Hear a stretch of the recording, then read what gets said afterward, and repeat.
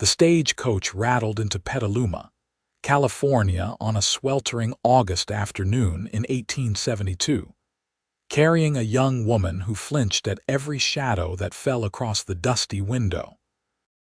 Priscilla Langford pressed herself against the worn leather seat, her gloved hands trembling in her lap, as she watched the driver climb down from his perch.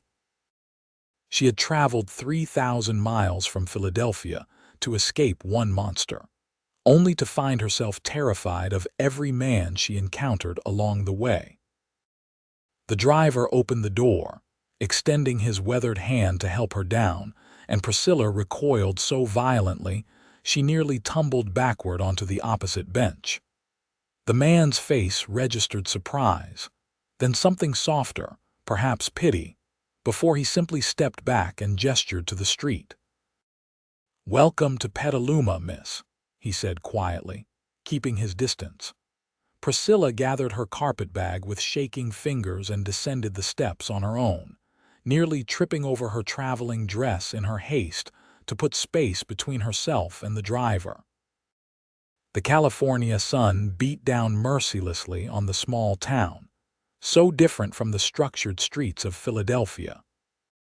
Here, false-fronted buildings lined a wide main street where horses kicked up clouds of dust and men in wide-brimmed hats strode about with easy confidence that made her stomach clench with fear.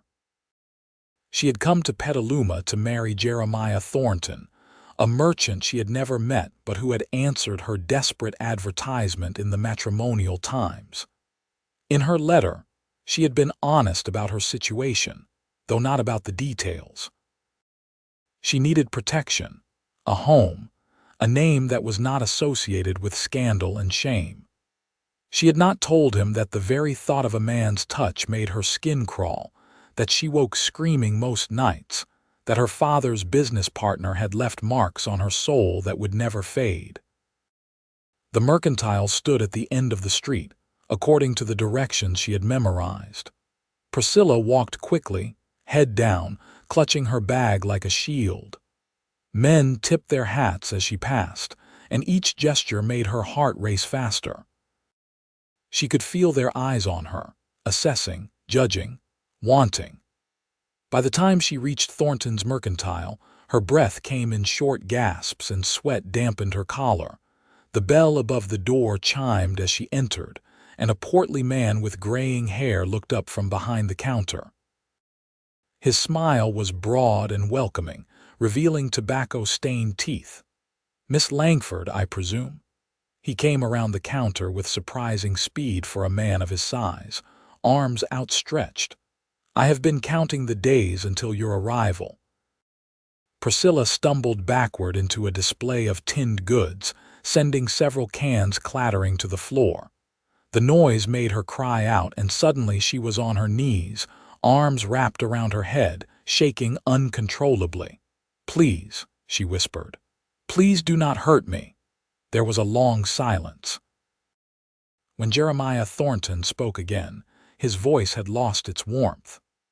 "I see. Your letter failed to mention the extent of your condition. I am looking for a wife, Miss Langford, not a broken doll. I need someone who can help in the store, who can fulfill the duties expected of a wife." The cruelty in his words cut through her panic. Priscilla forced herself to stand, forced herself to meet his eyes even though every instinct screamed at her to run. "I can work. I am not broken. You are terrified of your own shadow." Thornton crossed his arms. "I paid good money for your passage here. I expected a wife, not a damaged woman who cannot even bear to be in the same room as a man. The arrangement is off. You have until tomorrow to find other accommodations." He turned his back on her, busying himself with paperwork, and Priscilla understood she had been dismissed. She picked up her carpetbag and walked back into the brutal afternoon sun, blinking against tears she refused to shed. She had no money, knew no one in this town, and had nowhere to go. The Golden Eagle Hotel stood across the street, but she knew her small purse held only enough for perhaps 2 nights of lodging. After that, She would be destitute in a strange town, alone and afraid. Priscilla walked to the edge of town instead, where the buildings gave way to open land, rolling hills dotted with oak trees. She found a large rock in the shade and sat down, trying to think, trying to plan, trying not to give in to the despair that threatened to swallow her whole. She did not hear the footsteps until they were very close. Priscilla leaped to her feet, bag clutched to her chest, and found herself face to face with the largest man she had ever seen. He stood well over 6 feet tall, with shoulders that seemed to span half the horizon. His hair hung long and dark past his collar, and a thick beard covered much of his face. He wore buckskin trousers and a simple cotton shirt, both well worn, and his boots were scuffed and dusty. Everything about him spoke of wildness, of untamed spaces and harsh living. A rifle hung from one massive hand, and a knife was sheathed at his belt. Priscilla's scream caught in her throat. Her legs gave out and she collapsed onto the ground, certain she was about to die. The mountain man stopped immediately, a good 10 feet away. For a long moment he said nothing, just stood there watching her with dark, unreadable eyes. Then, very slowly, he crouched down, making himself smaller, less threatening. He laid his rifle on the ground and pushed it away. "I am not going to hurt you," he said, and his voice was surprisingly gentle, like distant thunder rumbling across summer hills. "My name is Pierce Xavier. I live up in the mountains, but I come down every few weeks for supplies." Priscilla could not stop shaking. She wanted to speak, to apologize for her reaction, but her throat had closed with terror.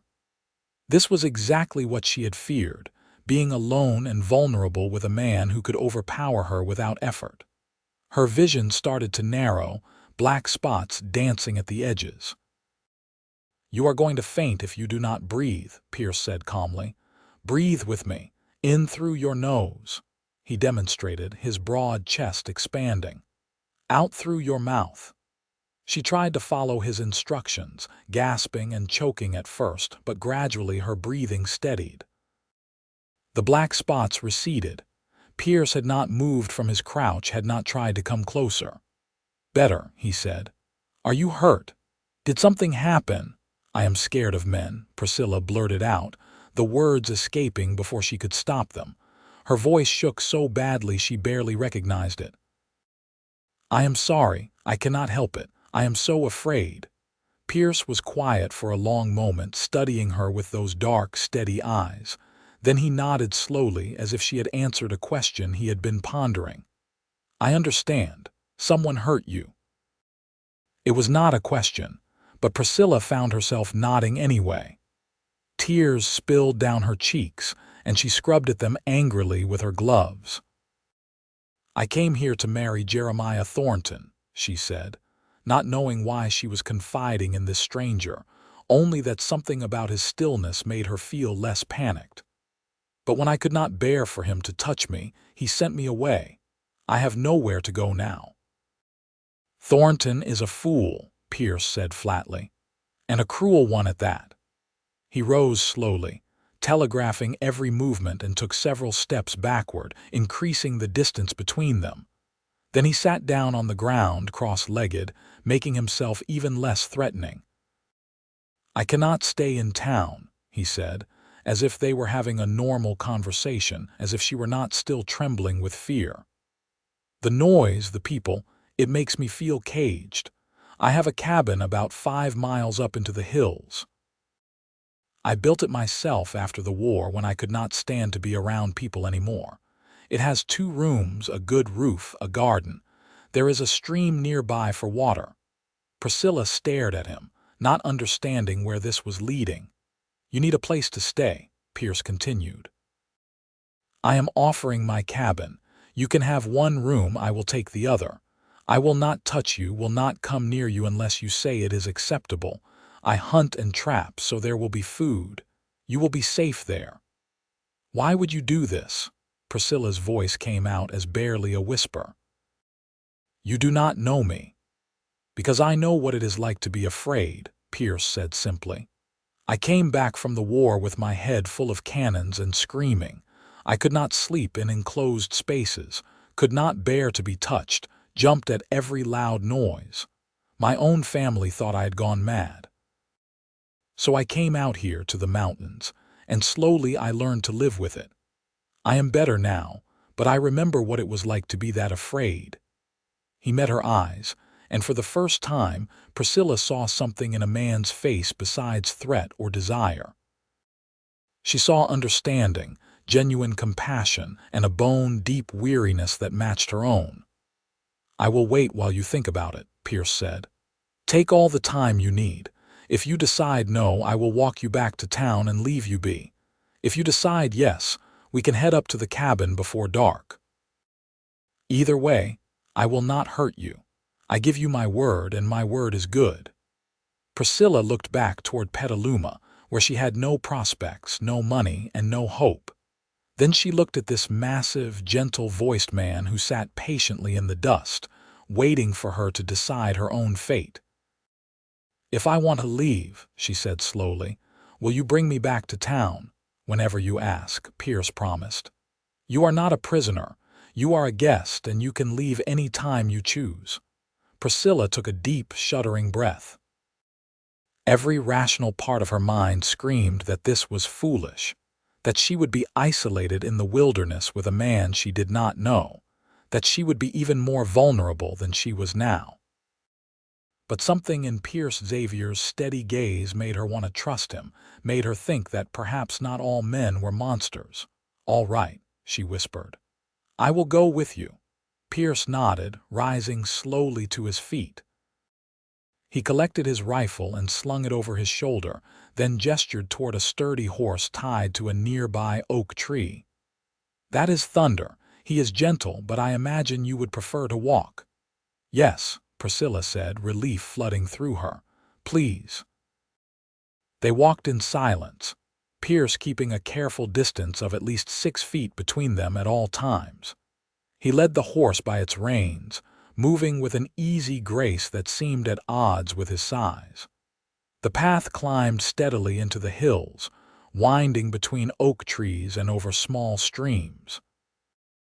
The afternoon heat gradually gave way to a cooler breeze as they gained elevation. Priscilla's legs ached, and her traveling dress was completely unsuited for hiking, but she did not complain. She was too busy watching Pierce, looking for any sign that he might turn on her, that his gentleness was a trick. But he simply walked, occasionally pointing out landmarks, his voice never rising above that gentle rumble.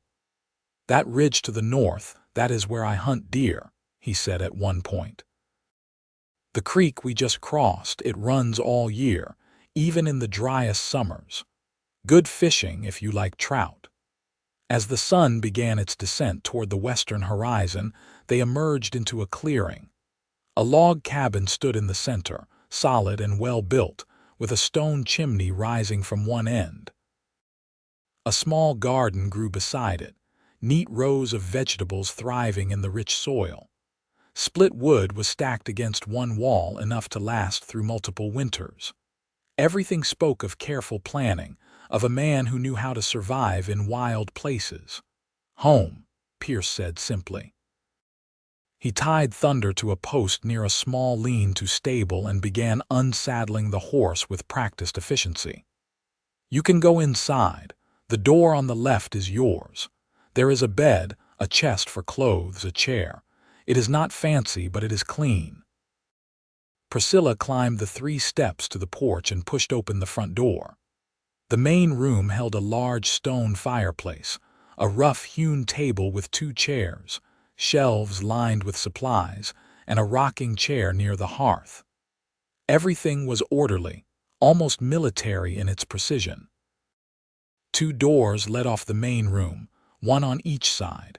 She opened the left-hand door and found a small bedroom, exactly as Pierce had described. The bed was narrow but looked comfortable, covered with a patchwork quilt. A small window looked out over the clearing. The chest stood at the foot of the bed, and a simple chair sat in the corner. It was sparse, but it felt safe, protected. Priscilla set down her carpetbag and sank onto the bed, suddenly exhausted. She heard Pierce moving around in the main room, the sound of wood being added to the fireplace, the clank of pots. After a while, the smell of cooking meat and coffee drifted under her door. "Supper is ready," Pierce called out. "I will leave a plate on the table for you. I am going to eat outside on the porch, give you some space." Priscilla waited until she heard the front door close, then emerged cautiously. A tin plate sat on the table, filled with venison, beans, and a thick slice of bread. A cup of coffee steamed beside it. Her stomach growled, reminding her that she had not eaten since early that morning. She ate quickly, standing up, ready to retreat to her room if Pierce came back inside. But he stayed on the porch, and through the window, she could see his silhouette in the gathering twilight, sitting on the steps, eating his own meal. When she finished, Priscilla washed her plate in the bucket of water by the door, then retreated to her room. She changed into her nightgown, locked the door, and slid the chair under the handle for extra security. Only then did she allow herself to lie down on the bed. She expected to lie awake all night, tense and terrified, but the mountain air, the exhaustion of the long day, and the unexpected feeling of safety pulled her under. She slept without nightmares for the first time in months. The next morning, Priscilla woke to sunlight streaming through the window and the smell of coffee. She dressed quickly, braided her hair, and opened her bedroom door a crack. The main room was empty, but the fire burned steadily, and fresh coffee sat in a pot near the hearth. A covered plate held biscuits and fried eggs. A note, written in careful block letters, lay beside the plate. "Gone hunting. Back before dark. Help yourself to anything you need. Your room locks from the inside. You are safe here." Priscilla ate the breakfast slowly, marveling at the strange turn her life had taken. Yesterday morning she had been on a stagecoach, preparing to meet her intended husband. Now she was alone in a mountain cabin, under the protection of a man who seemed to understand her fear in ways no one else had. She spent the day exploring cautiously. She examined the garden, noting the healthy tomatoes, beans, and squash. She walked to the stream Pierce had mentioned, finding it clear and cold, rushing over smooth stones. She sat on the porch in the rocking chair, breathing in the pine-scented air, listening to birds she could not name. For the first time since that terrible night in Philadelphia, when her father's business partner had forced his way into her room, when her screams had brought no help because everyone believed him instead of her, Priscilla felt something other than terror. Not peace exactly, but a tentative calm, a sense that perhaps she might survive after all. Pierce returned as the sun began to set, carrying 2 rabbits and a string of fish. He saw her on the porch and stopped at the bottom of the steps. "Good hunting," he said, holding up his catch. "I will clean these away from the cabin. Supper in about an hour." He disappeared around the back of the cabin before she could respond. Priscilla went inside and, feeling awkward about doing nothing while he worked, began setting the table. She found plates and utensils, filled cups with water from the clean bucket by the door. When Pierce came in, his hands scrubbed clean, he stopped in the doorway, surprise flickering across his bearded face. "You did not have to do that." "You are cooking," Priscilla said, surprised by how steady her voice sounded. It seemed fair. Pierce nodded slowly and moved to the fireplace to begin preparing the meal. Priscilla retreated to the rocking chair, watching him work. His movements were economical, practiced, the actions of someone who had been caring for himself for a long time. He fried the fish in a cast-iron skillet, roasted the potatoes she had dug from the garden, and made a pan of cornbread. "Would you like to eat at the table tonight?" Pierce asked, his back still to her. Or would you prefer I eat outside again? Priscilla considered. The table was large enough that they could sit at opposite ends, maintaining distance. And something about his careful consideration, his constant efforts to make her feel safe, made her want to try. The table, she said quietly. But you sit at that end and I will sit at this end. That works, Pierce agreed. They ate in silence at first, the length of the table between them feeling like a safe buffer. Pierce kept his eyes on his plate, never staring, never making her feel watched. Gradually, Priscilla's shoulders began to relax. "This is very good," she ventured. "Thank you. My mother taught me to cook before I went to war, said a man should be able to feed himself." Pierce took a drink of water. "What brought you all the way from Philadelphia to California?" Priscilla's hand tightened around her fork. "How did you know I was from Philadelphia? Your accent. And your bag has a luggage tag from the Philadelphia station." Pierce's voice remained calm, unbothered.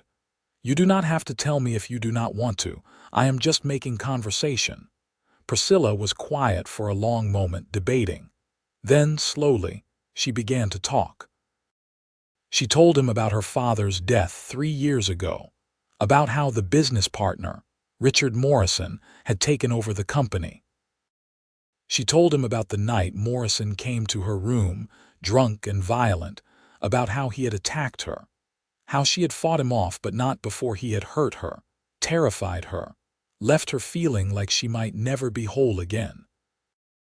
"I told my aunt, who I was living with," Priscilla continued, her voice shaking now. "But Morrison was wealthy, respected. He said I was hysterical, that I had developed an inappropriate attachment to him and was angry when he rejected me. Everyone believed him. My aunt sent me to a sanatorium, said I needed treatment for my nerves. I spent 6 months there before I convinced them I was better, that I had imagined everything." She met Pierce's eyes across the table. "But I had not imagined it. I know what he did to me. I know the scars he left. And I could not stay in Philadelphia, where everyone thought I was mad or ruined. So I answered a matrimonial advertisement and came here, thinking that distance would make me feel safe. But I am still afraid. I am afraid all the time." Pierce had gone very still while she talked. Now he set down his fork carefully, deliberately. "I believe you," he said, and his voice was rough with anger, though she sensed it was not directed at her. "What Morrison did was evil. What your aunt did, sending you away instead of protecting you, that was wrong too.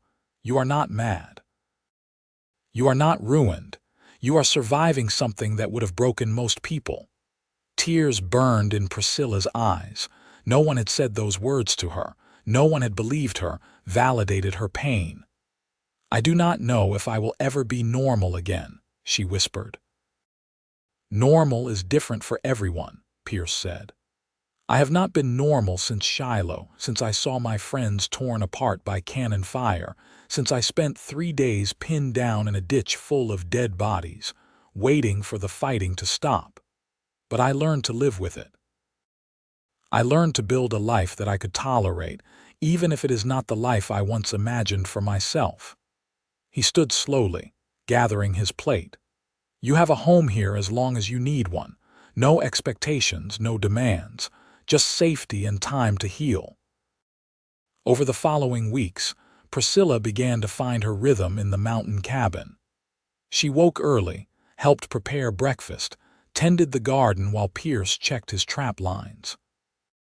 They ate lunch together at opposite ends of the table, and she spent afternoons reading books from Pierce's surprisingly extensive collection or practicing skills he taught her from a distance. He showed her how to identify edible plants, how to tell if a stream was safe to drink from, how to start a fire with flint and steel. He taught her to fish, standing on the opposite bank of the stream, calling instructions across the water. When she caught her first trout, his rare smile transformed his entire face, and Priscilla felt a small bloom of pride in her chest. Slowly, incrementally, The constant terror that had defined her existence began to ease. She still flinched at sudden movements, still locked her bedroom door every night, but the panic attacks grew less frequent. Pierce's steady presence, his careful maintenance of distance, his refusal to push or demand anything from her, created a space where she could begin to remember who she had been before Morrison destroyed her sense of safety. One evening, about a month after her arrival, Priscilla worked up the courage to ask the question that had been haunting her. "Why are you doing this?" she said as they cleaned up after supper. "You do not know me, you owe me nothing, yet you share your home, your food, your knowledge. Why?" Pierce was quiet for a long time, staring into the fire. When he finally spoke, his voice was low, almost painful to hear. "After the war, I came back to San Francisco. My parents were dead, my sister had married and moved east, and I had no one. I got work on the docks, loading ships, but the noise, the crowds, the constant press of people made me feel like I was coming apart. I started drinking to manage it, and when that stopped working, I started getting into fights. One night I nearly killed a man in a bar. Beat him unconscious because he bumped into me and triggered something in my head, made me think I was back in the war. The sheriff was going to hang me, but an old trapper named Samuel Winters intervened. He told the sheriff I was suffering from soldier's heart, that I needed help, not a noose. Samuel brought me up into these mountains. He had a cabin about 20 miles from here. He let me stay with him, taught me to trap and hunt, gave me space to heal. Never asked for anything in return, never made me feel like a burden. He said he had seen too many good men destroyed by war, and if he could save one, it was worth it. Samuel died 2 years ago. Before he passed, he told me that the best way to honor what he had done for me was to pass it on, to help someone else who was hurting the way I had hurt. So when I saw you by that rock, so scared you could barely breathe, I knew what I had to do." Priscilla felt tears sliding down her face. "He sounds like a good man." "The best I ever knew," Pierce agreed. "I think he would have liked you. He always said that true strength was not about being unbreakable, but about getting back up after you had been shattered." As autumn painted the hills in shades of gold and crimson, Priscilla found herself watching Pierce with new eyes. She noticed the way he always positioned himself, so she could see him clearly, never approaching from behind or from the side.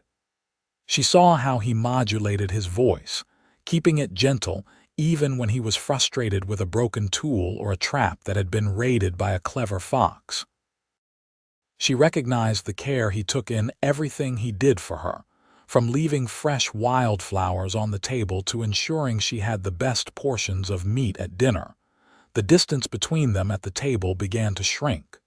First 8 feet, then 6, then 4. Pierce never pushed, never suggested they sit closer, but when Priscilla moved her chair down the table one evening, he simply nodded and continued eating.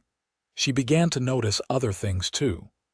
The way his dark eyes crinkled at the corners when something amused him. The surprising grace in his large hands when he carved wood by the fire. The gentleness with which he treated the animals he hunted, always thanking them for their sacrifice, never taking more than he needed. One cool October morning, Priscilla woke to find the first frost coating the ground. She made coffee and was surprised when Pierce did not appear for breakfast. She waited for an hour, growing concerned, then ventured outside to look for him. She found him behind the cabin, sitting on the ground with his head in his hands, shaking. At first she thought he was crying, but as she got closer, she realized he was caught in some kind of episode, muttering things she could not quite hear. "Pierce," she called softly. He did not respond. Priscilla took a cautious step closer. "Pierce, can you hear me?" His head snapped up, and for a moment he looked right through her, his eyes wild and unfocused. Then recognition flooded back, and he scrambled to his feet, backing away from her. "Do not," he said harshly. "Stay away. I am not safe right now." But Priscilla had spent 2 months learning to read him, to understand his tells. She saw the shame in his face, the fear that mirrored her own struggles. She understood in that moment that his demons were as real as hers. "What do you need?" she asked, keeping her voice calm. Pierce's jaw clenched. "I need you to go inside, please. Sometimes the memories come back strong and I can be unpredictable. I do not want to scare you." "You are not scaring me," Priscilla said, and realized it was true. "Tell me what helps. What did Samuel do when this happened?" "He would just sit nearby and talk," Pierce admitted, his voice ragged.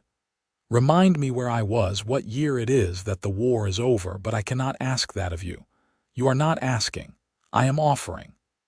Priscilla sat down on a log about 10 feet from where Pierce stood, leaving him space. "It is October 15th, 1872. We are in the California mountains, about 5 miles outside Petaluma. The war has been over for 7 years. You are safe." Pierce's breathing was rapid, his hands clenched into fists, but he did not run, did not tell her to leave again. Slowly, he sank back down to the ground. Priscilla continued talking, her voice steady. She told him about the garden, about the pumpkins that were nearly ready to harvest. She described the buck she had seen at dawn, drinking from the stream.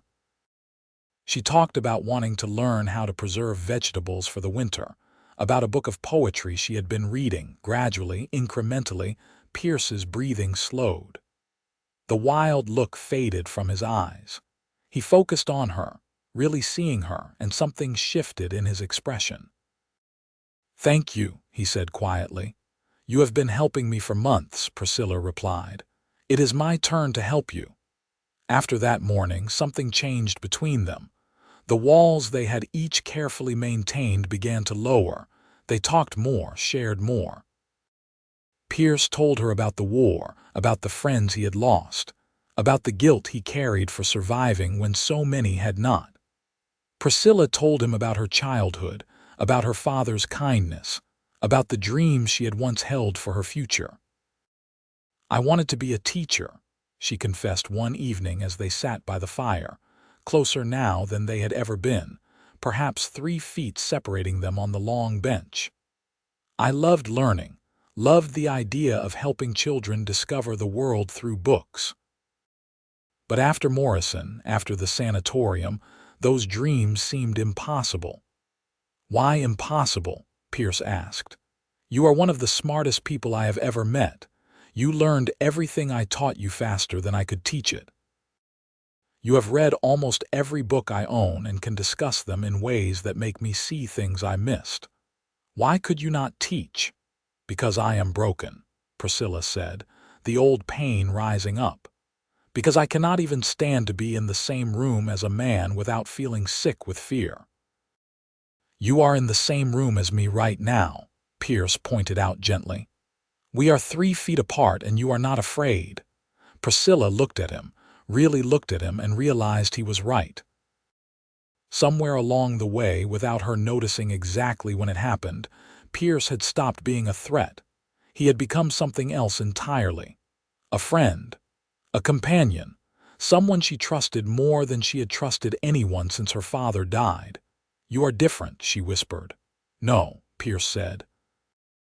"You are healing. There is a difference." Winter arrived with sudden ferocity, bringing snow that piled deep around the cabin. They were snowed in for days at a time, dependent on the supplies Pierce had carefully stockpiled and the firewood he had split through the autumn months. The forced proximity could have been uncomfortable, but instead it felt natural, easy. They developed new routines. Pierce would read aloud in the evenings while Priscilla mended clothes or knitted. She taught him simple arithmetic that he had never learned, and he showed her how to tan leather and make simple tools. They cooked together now, moving around the small kitchen space with an awareness of each other that was almost choreographed. On Christmas Eve, Pierce presented her with a gift wrapped in brown paper. Inside was a beautiful leather-bound journal and a set of pencils. "I thought you might want to write," he said, looking almost shy. "You have stories in you. Anyone can see that. Maybe putting them on paper would help." Priscilla's gift to him was simpler but no less meaningful. She had knitted him a scarf in deep blue, while she had unraveled from one of her old dresses and respun. "So you stay warm when you check the trap lines," she said. That night, they sat closer than ever before, watching the fire, and Priscilla realized she was happy. Truly, genuinely happy in a way she had not been since before her father's death. The realization was both wonderful and terrifying. "Pierce," she said softly, "I need to tell you something." He turned to look at her, patient as always, waiting for her to find her words. "I think I am falling in love with you," Priscilla said, her heart pounding so hard she thought it might break through her ribs. "And that terrifies me more than anything has in a long time. Because I do not know if I can be what you need, if I can ever be a proper wife, if I can even bear to be touched. And you deserve someone whole, someone who is not so damaged." Pierce was quiet for a long moment. Then very slowly he extended his hand, palm up, resting it on the bench between them. "An invitation, not a demand. I am not asking you to be anything other than what you are," he said, his voice rough with emotion. "I am not asking you to heal faster or to push yourself beyond what you can bear. I am just asking if I can hold your hand right now in this moment. And if that is all we ever do, if that is as far as you can go, then that is enough. Because I love you too, Priscilla Langford. I love your courage and your kindness, and the way you refused to let what happened to you destroy who you are." Priscilla stared at his hand, that large, calloused hand that had never once hurt her, that had built her shelter and provided her food and offered her safety when she had nowhere else to turn. Slowly, trembling, she reached out and placed her hand in his. His fingers closed gently around hers, warm and solid, and Priscilla waited for the panic, for the terror, for the overwhelming need to flee. But it did not come. Instead, she felt a different kind of overwhelming emotion: safety, connection, love. Tears streamed down her face, and Pierce's thumb stroked gently over her knuckles. "It is all right," he murmured. "You are safe. I have got you." They sat like that for hours, hands intertwined, watching the fire burn down to embers. When Priscilla finally stood to go to her room, Pierce released her hand immediately, but she could still feel the warmth of his touch like a promise. The next morning, Priscilla woke to find a note slipped under her door, written in Pierce's careful handwriting. "I meant what I said. I will wait as long as it takes. I will wait forever if that is what you need. You are worth waiting for." Spring came slowly to the mountains, the snow melting in reluctant patches to reveal new green growth underneath. Priscilla and Pierce had been holding hands regularly now, sitting close by the fire, occasionally touching shoulders or arms in passing. Each small intimacy was a victory, a reclaiming of something Morrison had tried to steal from her. One warm April afternoon, as they worked together in the garden, Priscilla stopped and looked at Pierce, who was carefully transplanting tomato seedlings. "I want to kiss you," she said abruptly. Pierce's hand stilled.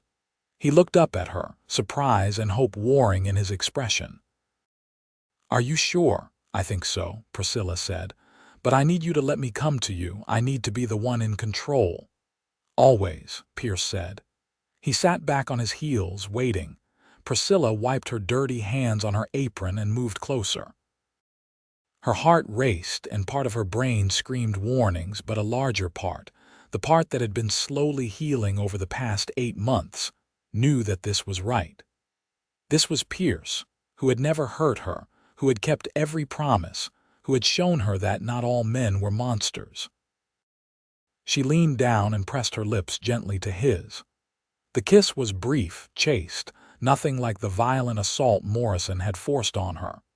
Pierce's lips were soft, his beard tickling her chin, and he remained completely still, letting her set the pace, letting her choose. When she pulled back, Pierce's eyes were bright with unshed tears. "Thank you," he whispered, "for trusting me." "Thank you for being trustworthy," Priscilla replied. Over the following weeks, they explored this new dimension of their relationship slowly, carefully. Kisses by the fire. Pierce's arm around her shoulders as they sat on the porch watching the sunset. His hand on her back, steady and reassuring as she struggled with a difficult task. Each touch was negotiated, discussed, made safe. If Priscilla ever felt panic rising, she would say the word they had agreed upon, mountains, and Pierce would immediately step back, giving her space. She only had to use it twice, and both times, Pierce's understanding and patience made her love him even more. One night in late May, as they lay on blankets outside watching the stars, Priscilla rolled onto her side to face him. "I want to try," she said quietly. Pierce turned his head to look at her, question in his eyes. "I want to try to be with you," Priscilla clarified, her cheeks flushing. "Fully. As your wife." "We are not married," Pierce pointed out gently, "and there is no rush, Priscilla. I meant what I said about waiting." "I know you did, but I do not want to wait anymore. I want to reclaim this part of myself, and I want to do it with you." She took a deep breath. "Will you marry me, Pierce Xavier? Will you be my husband, my partner, my love for as long as we both live?" Pierce's face transformed with joy. "Yes," he said simply. "Yes, I will marry you, today, tomorrow, whenever you are ready." "Tomorrow," Priscilla decided. "Let us go into town tomorrow and find whoever can marry us. I am ready to start our life together." They rode into Petaluma the next morning, Priscilla seated in front of Pierce on Thunder, comfortable now with the warmth of his body behind her, the strength of his arms around her waist keeping her secure. The town looked different than it had 10 months ago. Less threatening, more like just a place where people lived and worked. The minister of the small church agreed to marry them that very afternoon. They had no guests, no flowers, no fancy clothes. Priscilla wore her best dress, somewhat worn now from mountain living, and Pierce had shaved his beard, revealing the strong jaw underneath. He kept it trimmed close now, saying he preferred it when she kissed him.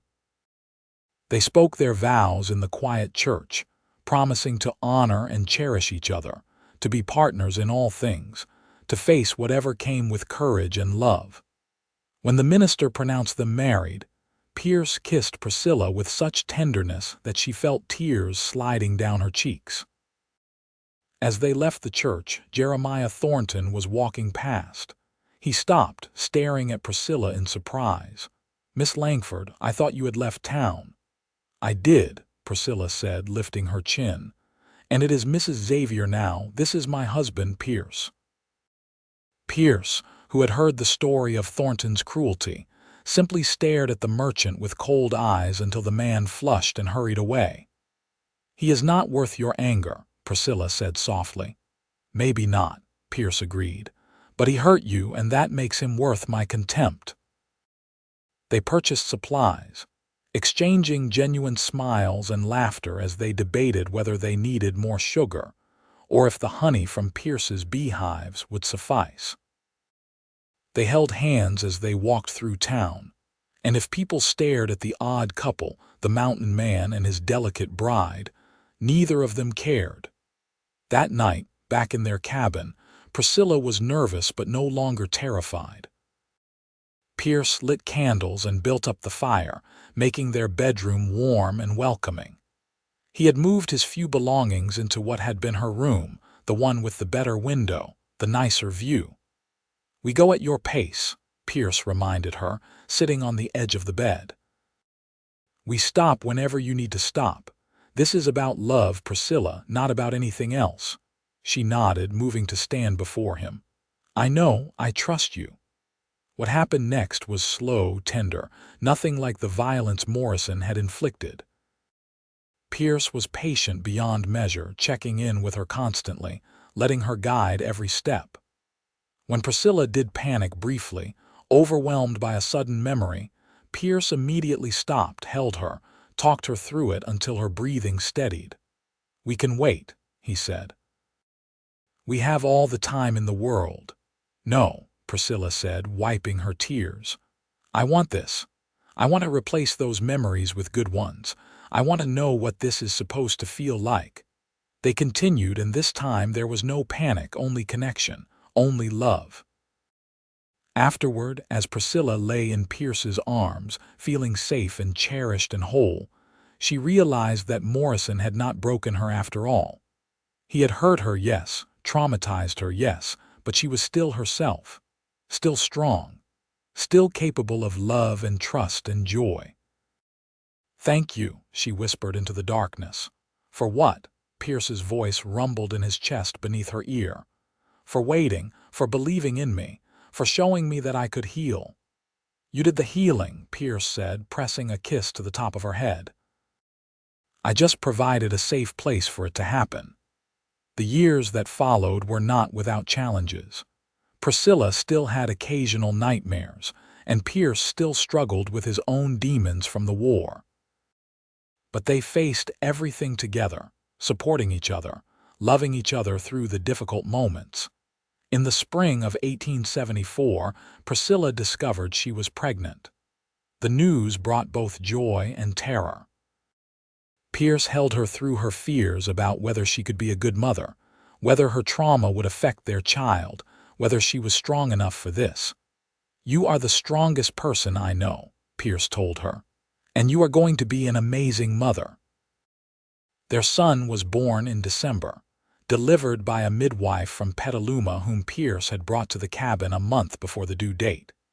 The birth was difficult, and there were moments when Pierce feared he might lose them both, but Priscilla was fierce in her determination. She brought their baby into the world with the same courage she had shown in healing from her wounds. They named him Samuel, after the man who had saved Pierce and indirectly had brought them together. Watching Pierce with their son, seeing the gentleness with which he cradled the tiny body, the way he sang soft lullabies in his rumbling voice, Priscilla fell in love with him all over again. Samuel was followed by a daughter 2 years later, whom they named Clara after Priscilla's mother. Then another son, Thomas, and finally another daughter, Ruth. The cabin grew crowded and Pierce built an addition, creating more bedrooms, a larger main room. As the children grew, Priscilla's dream of teaching found new life. She began educating her own children, and when other families in the area heard about it, they asked if their children could join. Soon, Priscilla was running a small school from the cabin, teaching a dozen students of various ages, sharing her love of learning with a new generation. Pierce continued trapping and hunting, but he also began selling the furniture he carved during the long winter evenings.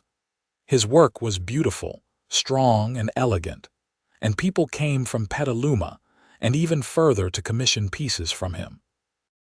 They built a good life, not the one either of them had imagined in their youth, but something better, something earned through pain and patience and love.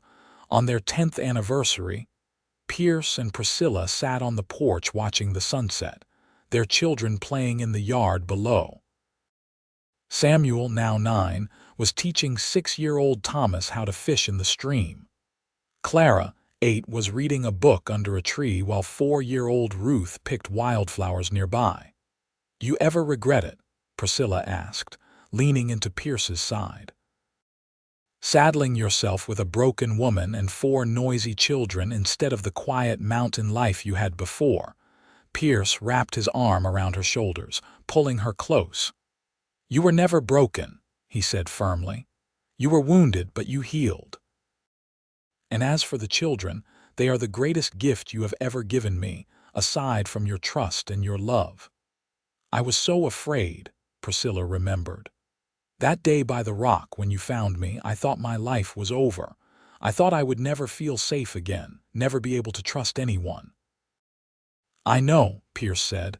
"I remember how you trembled, like a bird with a broken wing." "What made you so certain you could help me?" Priscilla asked. Most men would have walked away. Pierce was quiet for a moment, considering. "Samuel told me once that the only way to drive out darkness is to light a candle.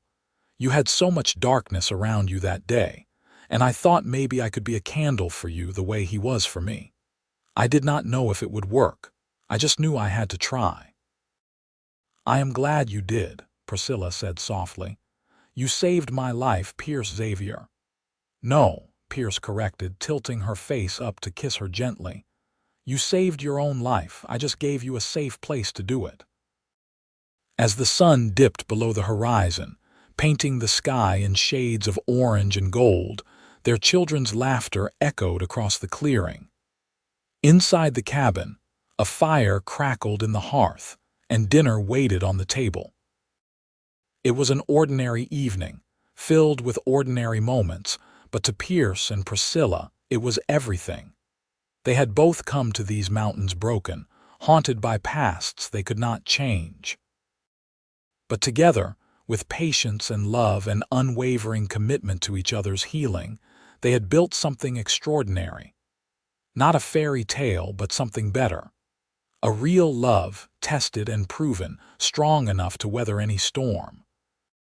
Years continued to pass, marked by the changing seasons and the growing children. Samuel grew tall and strong like his father, with the same quiet gentleness that made him a favorite among the younger students at his mother's school. He developed a talent for woodworking, spending hours in the workshop Pierce had built, creating pieces that rivaled his father's skill. Clara inherited her mother's love of learning and her father's determination. She read every book she could find, and by the time she was 12, she was helping Priscilla teach the younger students, showing a natural gift for explaining complex ideas in simple terms. Thomas was the wild one, always exploring, always pushing boundaries. He reminded Pierce of himself before the war, full of energy and curiosity and joy.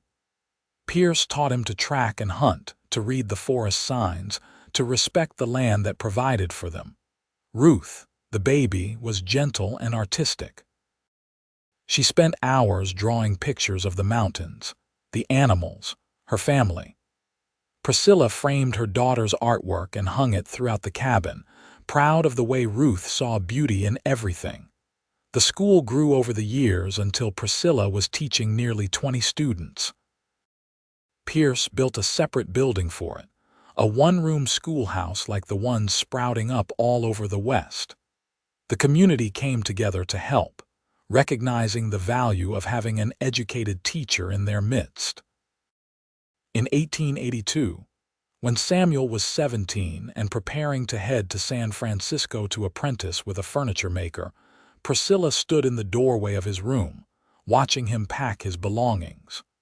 Her heart ached with pride and sadness in equal measure. "I am scared," Samuel admitted, not looking at his mother. "The city is so big, so many people." "I know," Priscilla said, moving to sit on his bed. "I was terrified of people once too. Your father helped me learn to be brave again." Samuel turned to face her. "Father told me what happened to you before you came here. He said you were the bravest person he knew because you did not let fear win." Priscilla felt tears prickling her eyes. Fear is not something you conquer once and then never face again. It is something you wake up and choose not to let control you every single day. Some days are easier than others, but you come from strong stock, Samuel Xavier. You will do fine in San Francisco. "Will you tell me about it?" Samuel asked. "What you went through? Father said it was your story to tell, not his." So Priscilla told her eldest son about Philadelphia, about Morrison, about the sanatorium and the journey west. She told him about meeting Pierce, about how terrified she had been, about how his father's patience and love had helped her heal. She did not spare the difficult details, wanting Samuel to understand that trauma was not something to be ashamed of, that healing was possible even from the deepest wounds. When she finished, Samuel hugged her tightly. "I am glad you and Father found each other. I am glad you chose to heal. Otherwise, I would not be here." "Neither would I," Priscilla said softly. "Not really. I would have been alive, but I would not have been living. Your father taught me the difference." Samuel left for San Francisco in the spring, and Priscilla cried into Pierce's shoulder that night, mourning the passage of time, the inevitable growing up and moving on of children. "He will be back," Pierce assured her. "These mountains are in his blood. He is just spreading his wings for a while." Pierce was right. Samuel returned 2 years later with a wife, a sweet young woman named Margaret who he had met in the city. They built a cabin nearby, and Samuel opened his own furniture business, crafting pieces that were shipped all over California.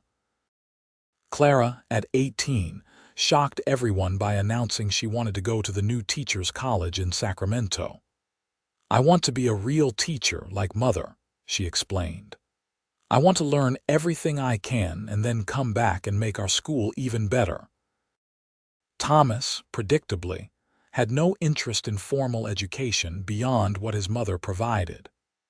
At 15, he was already working as a guide, leading wealthy Easterners on hunting trips through the mountains, regaling them with stories and knowledge his father had taught him. Ruth, quiet Ruth, announced at 16 that she wanted to study art in San Francisco. "I want to learn to paint properly," she said, showing Priscilla a portfolio of sketches and watercolors that took her breath away. "I want to capture the way the light falls on the mountains, the way the seasons change the colors of the land." By 1890, all 4 children had left home at least temporarily, pursuing their dreams and passions. The cabin, once filled with noise and chaos, grew quiet. Priscilla, now 45, found herself both relieved and melancholy. She still taught, still filled her days with purpose, but she missed the constant activity of having children underfoot.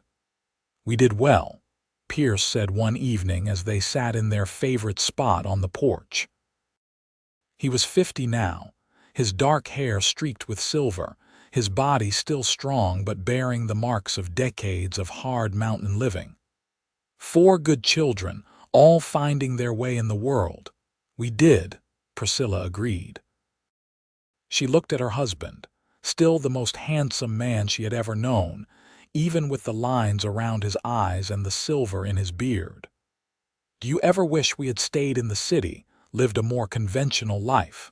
"Never," Pierce said firmly. "This life, this place, you and our children, this is everything I ever wanted and more than I dared hope for." "I used to think I was unlovable," Priscilla confessed. "I thought what Morrison did to me had ruined me for any kind of normal relationship. But you showed me that love is not about being perfect or undamaged. It is about choosing each other every day, even when things are hard." "Especially when things are hard," Pierce agreed. He took her hand, the gesture as natural now as breathing. "I have never regretted waiting for you, Priscilla. Not for a single moment." That winter, a harsh one even by mountain standards, Pierce fell ill with pneumonia. For 2 terrifying weeks, Priscilla nursed him, barely sleeping, constantly checking his fever, forcing him to drink water and broth, refusing to let him slip away from her. Clara had returned home for Christmas and helped care for her father, but it was Priscilla's fierce determination that pulled Pierce back from the edge. When his fever finally broke, and he opened his eyes to find her sitting beside his bed, hollow-eyed from exhaustion, he smiled weakly. "You could not get rid of me that easily," he whispered. "Do not you ever scare me like that again," Priscilla said, tears streaming down her face. "I cannot do this life without you, Pierce Xavier. I need you." "I am not going anywhere," Pierce promised. "I have got too much to live for." He recovered slowly, his strength returning with the spring thaw. By summer, he was back to his normal activities, though Priscilla watched him like a hawk, making sure he did not overexert himself. The years rolled on, bringing joys and sorrows in equal measure. Samuel and Margaret had 3 children of their own, and Priscilla delighted in being a grandmother. Clara opened her own school in Petaluma, having returned from Sacramento with new teaching methods and ideas. Thomas married a local girl and continued guiding, earning a reputation as one of the best trackers in Northern California. Ruth's artwork began selling in galleries in San Francisco, and she achieved a modest fame as a painter of Western landscapes. In 1898, on their 26th anniversary, Pierce and Priscilla renewed their vows in the same small church where they had been married. This time, they were surrounded by their children, their grandchildren, friends from the community they had become part of over the decades. Priscilla was 53 now, her blonde hair streaked with white, her face lined with years of mountain sun and laughter. Pierce was 58, his once dark hair completely silver, his large frame a bit more stooped but still strong. When the minister asked if they still committed to love and honor each other for the rest of their days, they answered in unison, their voices firm and certain, "I do." As they left the church, Priscilla remembered that terrified young woman who had arrived in Petaluma 26 years earlier, so broken she could barely function. She thought about the long journey of healing, the patient love of the man who walked beside her, the life they had built together against all odds. "What are you thinking about?" Pierce asked, his arm around her waist. "I am thinking about how I was so scared of men," Priscilla said. "How I trembled that first day you found me, certain I could never trust anyone again, and how you told me you would wait forever." "I meant it," Pierce said, "every word. I know you did, and you did wait with such patience, such love. You gave me space to heal at my own pace, never pushing, never demanding. You saved me, Pierce, in every way a person can be saved." "We saved each other," Pierce corrected gently. "You gave me a purpose beyond just surviving. You gave me love, family, a reason to engage with the world again. Before you, I was just existing, hiding in these mountains. You made me want to live." They walked hand in hand back to their cabin, where a celebration awaited them. Their children had planned a party, and the clearing was filled with tables laden with food, musicians tuning their instruments. Neighbors and friends gathered to honor the couple who had become beloved fixtures of their community. As the sun set and the music began, Pierce pulled Priscilla into a dance.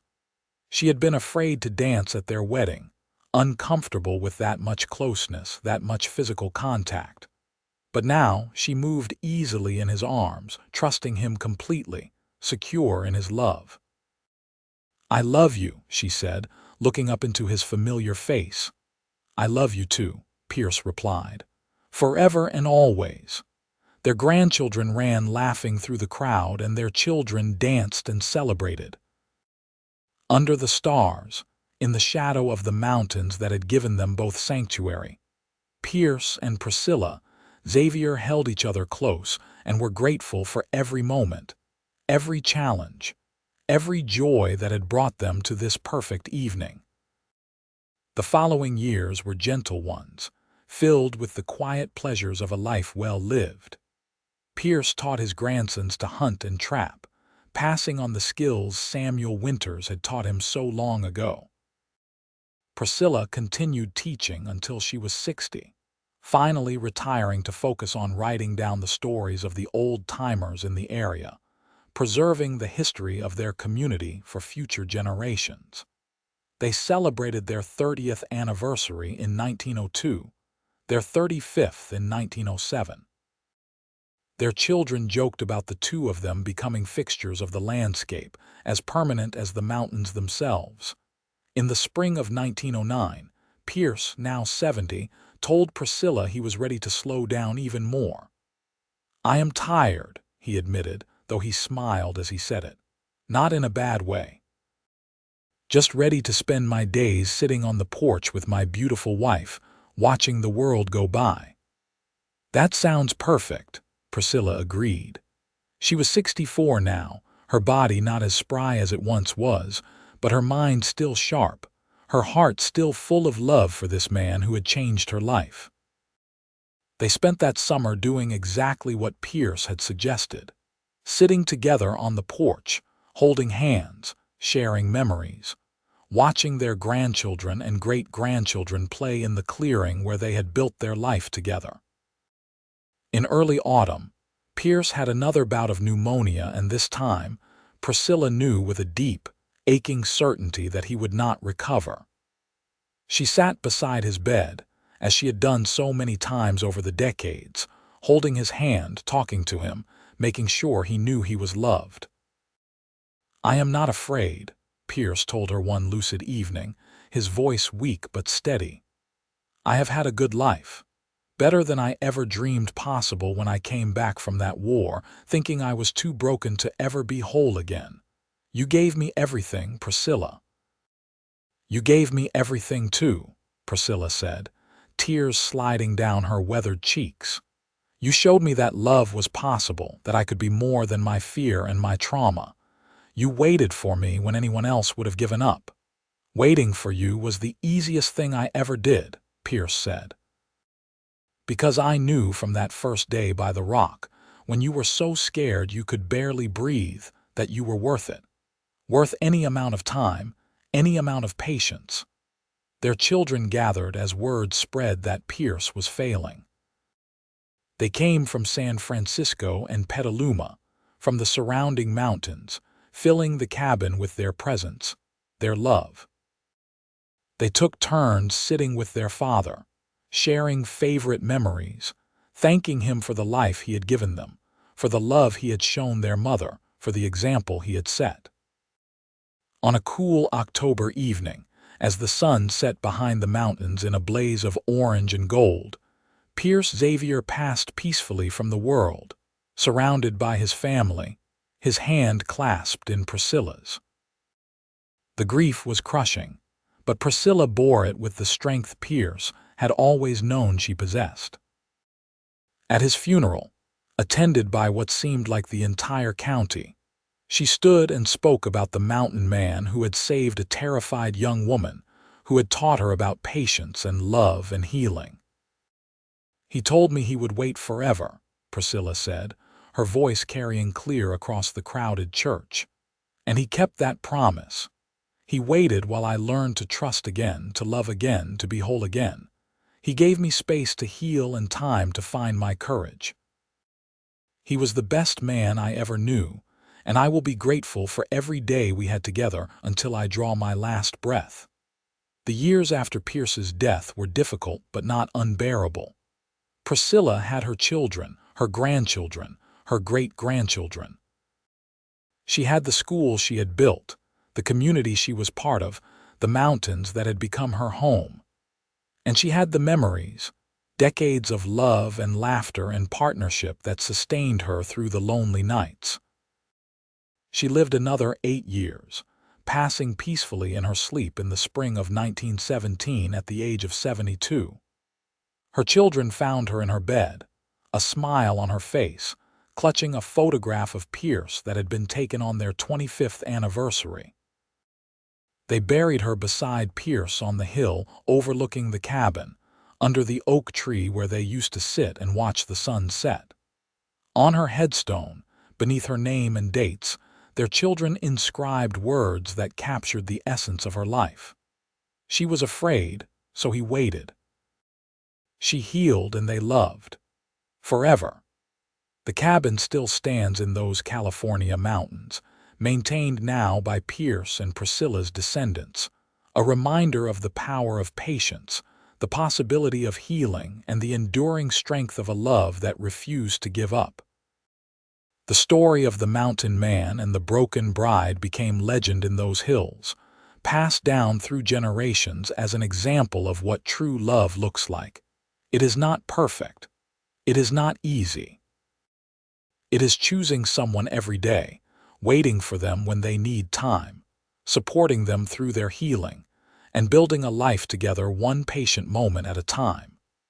It is a mountain man looking at a terrified young woman and seeing not her fear, but her worth. It is a wounded woman finding the courage to trust again, to love again, to become whole again. It is, in the end, the story of two broken people who found each other in the wilderness and built something beautiful from their shared pain. A story of waiting, healing, and love that endured long after both of them had returned to the earth they loved so much. And if you listen carefully when the wind blows through those mountains, some say you can still hear them, Pierce's deep rumble and Priscilla's gentle laughter, echoing across the hills, a testament to a love that truly did last forever.